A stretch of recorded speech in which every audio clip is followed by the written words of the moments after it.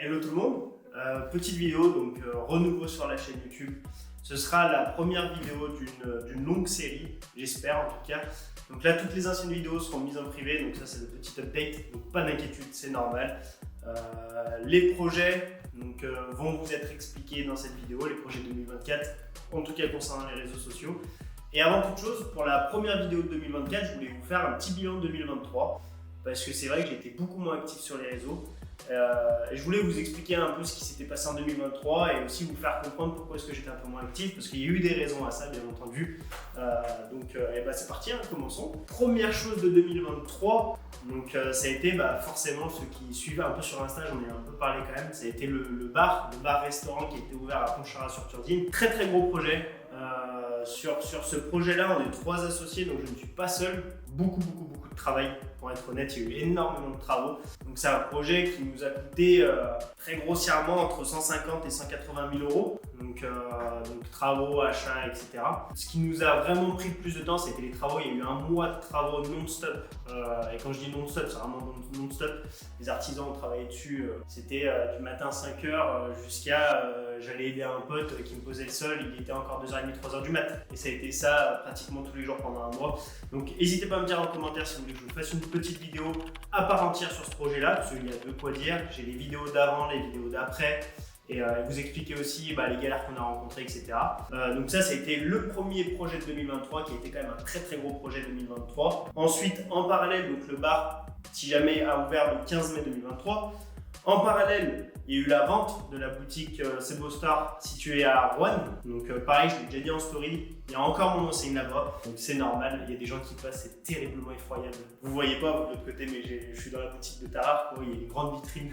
Et tout le monde me regarde et se dire qu'est-ce qu'il fait, ça y est.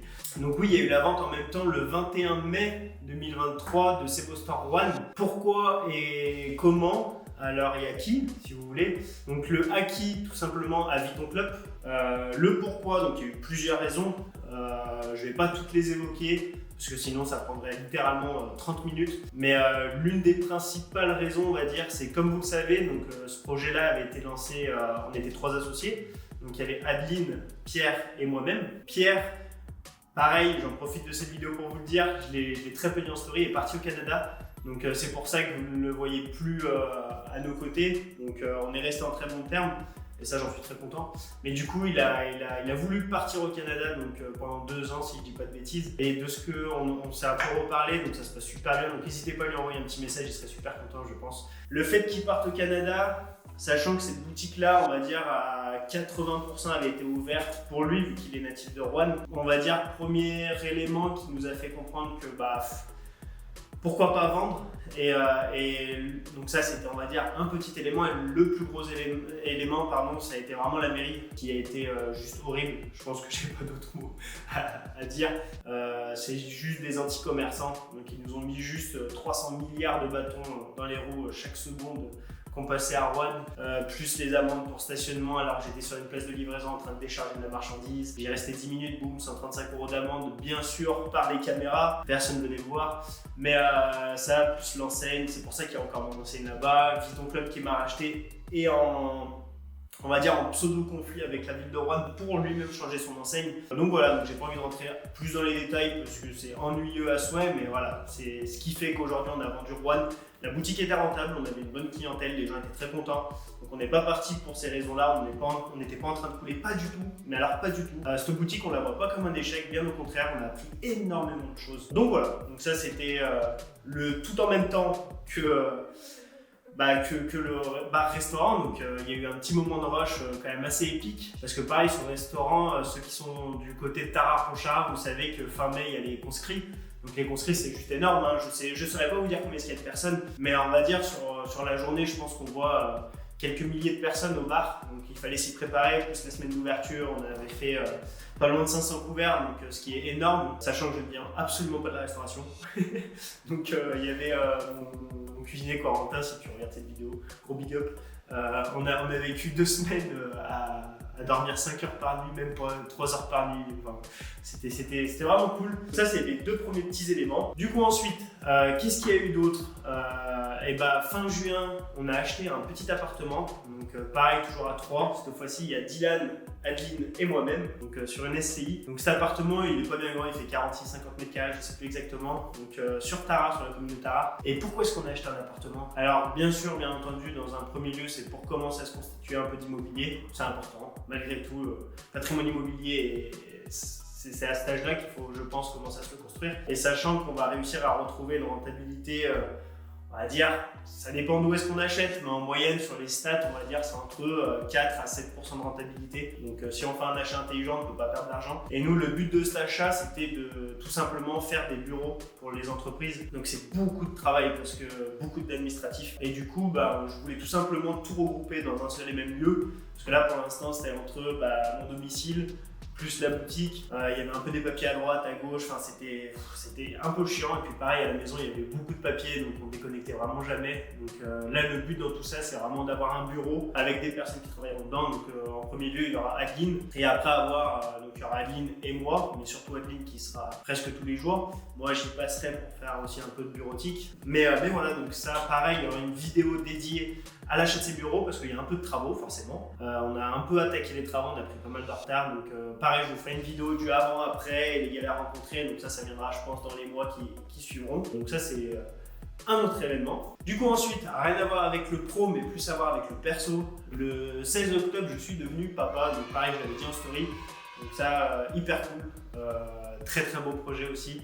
Donc d'une petite fille, voilà, donc bien content, qui s'appelle Juliette. Ça prend aussi du temps forcément, c'est une autre organisation et ça vient mettre un peu de bazar dans toute cette petite organisation, mais c'est un super cadeau que nous a offert la vie.